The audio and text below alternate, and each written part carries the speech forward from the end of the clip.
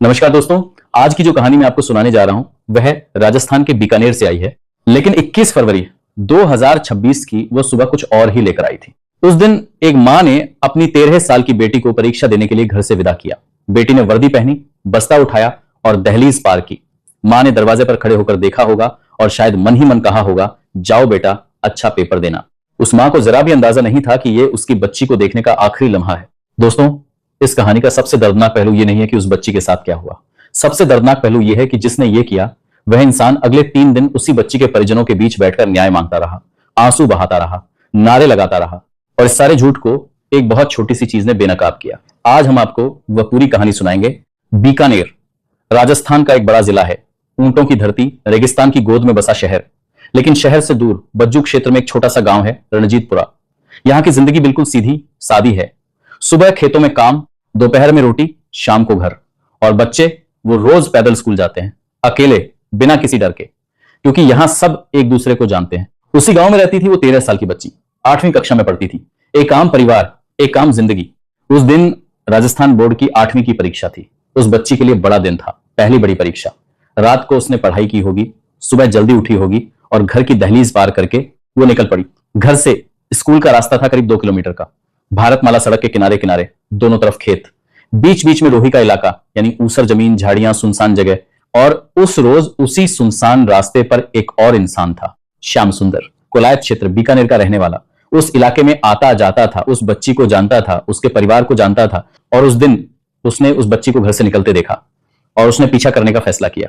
वो बच्ची चलती रही अपनी धुन में, परीक्षा के बारे में सोचते हुए, शायद मन में पाठ दोहरा रही होगी। और जब वो रोही के उस सुनसान हिस्से में पहुंची तो श्याम सुंदर ने उसे पकड़ लिया। उस बच्ची ने खुद को छुड़ाने की कोशिश की होगी, चीखी होगी, लेकिन वहां कोई नहीं था। सिर्फ खेत थे, सिर्फ झाड़ियां थी और एक दरिंदा था। जो हुआ वो सुनाते हुए भी कलम रुक जाती है। श्याम सुंदर ने उस मासूम के साथ दुष्कर्म किया और फिर यह सोचकर कि कहीं वो किसी को बता ना दे, उसने उसकी चुन्नी उठाई और गला दबाना शुरू किया। उस बच्ची ने आखिरी बार सांस लेने की कोशिश की होगी और फिर सब शांत हो गया। श्याम सुंदर ने उसके मुंह में मिट्टी भर दी ताकि कोई सबूत न रहे और वहां से चला गया इत्मीनान से, जैसे कुछ हुआ ही ना हो। दोपहर 1:45 बजे स्कूल से फोन आया, आपकी बच्ची आज परीक्षा देने आई ही नहीं। मां के हाथ से जो भी था छूट गया। वो निकली थी, मैंने खुद देखा था। तो कहां है वो? परिजन दौड़े, पड़ोसी निकले, गांव के लोग साथ हो गए, हर तरफ ढूंढा। उसका नाम लेकर आवाजें लगाई जाने लगी बार बार। और जब वो मिली भारतमाला सड़क के किनारे रोही के उस इलाके में, तो वो पड़ी थी अर्धनग्न, चुन्नी गले में, मुंह में मिट्टी, आंखें खुली। वो मां जो सुबह बेटी को परीक्षा देने भेज रही थी, वो शाम को उसकी लाश के सामने घुटनों पर बैठ गई। उस मां की चीख पूरे गांव ने सुनी। दोस्तों, खबर फैलते देर नहीं लगी और देखते देखते पूरा रणजीतपुरा सड़क पर आ गया। गुस्सा था, दर्द था और एक खौफ था कि हत्यारा अभी भी खुला घूम रहा है। परिजनों ने शव देने से इनकार कर दिया। कहा, पहले आरोपी को पकड़ो तभी शव मिलेगा। धरना शुरू हुआ, नारे गूंजे, हमारी बेटी को इंसाफ दो, दोषी को फांसी दो। रात हुई, लोग वहीं बैठे रहे। अगली सुबह हुई, लोग फिर जमा हो गए।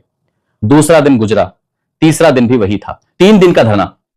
3 दिन तक वो मां रोती रही और उन्हीं 3 दिनों के उस धरने में एक शख्स बड़े इत्मीनान से बैठा था जमीन पर, परिजनों के बीच सिर झुकाए, न्याय की मांग करता हुआ। वो शख्स जिसने उस बच्ची की जान ली थी, जिसके हाथों पर अभी भी उस बच्ची का खून था, वो धरने पर बैठा था। सोचिए जरा, क्या किसी इंसान का दिल इतना पत्थर हो सकता है? अब पुलिस काम पर थी। 10 विशेष दल बनाए गए। निगरानी कैमरों की रिकॉर्डिंग मांगी गई, दुकानों की, घरों की, सड़क पर लगे हर कैमरे की। घंटों तक रिकॉर्डिंग देखी गई। हर चेहरा, हर गाड़ी, हर इंसान नोट किया गया। और तभी एक कैमरे में कुछ दिखा। दोपहर 12:15 एक युवक उसी रास्ते पर, उसी दिशा में जिधर वो बच्ची गई थी। फिर 1:30 बजे वही युवक वापस लौटता हुआ। 75 मिनट का फर्क। और न्यायिक विज्ञान दल ने वारदात का जो अनुमानित समय बताया था वो भी इसी दौरान था। लेकिन सिर्फ कैमरे की रिकॉर्डिंग से गिरफ्तारी नहीं होती, कोई ठोस सबूत चाहिए था। और तभी घटनास्थल पर एक चीज मिली, बहुत छोटी सी, एक ताबीज, धागे में पिरोया हुआ, जो वारदात की आपाधापी में वहां गिर गया था। पुलिस ने उसे ध्यान से देखा। उसकी बनावट, धागे का रंग, उस पर बंधी गांठें, यह सब किसी खास जगह की पहचान थी। जांच हुई और पता चला ऐसे ताबीज खाटू श्याम जी मंदिर के बाहर बिकते हैं। पुलिस वहां पहुंची, दुकानदारों से पूछताछ हुई और एक दुकानदार ने जो बताया उसने पूरी जांच की दिशा बदल दी। उसने कहा, ऐसे ताबीज हम जोड़े में बेचते हैं, 2 बिल्कुल एक जैसे, एक ही धागे से। मतलब जो ताबीज घटनास्थल पर मिला उसका जोड़ा किसी के पास है और वो जोड़ा उसी इंसान के पास होगा जो वहां था। तलाश तेज हो गई। नाम मिला, श्याम सुंदर। पता मिला, कोलायत क्षेत्र, बीकानेर। और जब पुलिस उस तक पहुंची तो उसके गले में वो दूसरा ताबीज था, बिल्कुल वैसा ही, एक जैसा धागा, एक जैसी गांठें, पहेली पूरी हो गई। 24 फरवरी 2026, वारदात का चौथा दिन। वो शख्स जो 3 दिन से धरने पर बैठा था, जो न्याय मांग रहा था, जो आंसू बहा रहा था, अब एक कमरे में पुलिस के सामने बैठा था। पहले उसने साफ इनकार किया, मैं नहीं था वहां, मुझे कुछ नहीं पता। तब पुलिस ने वो रिकॉर्डिंग चलाई।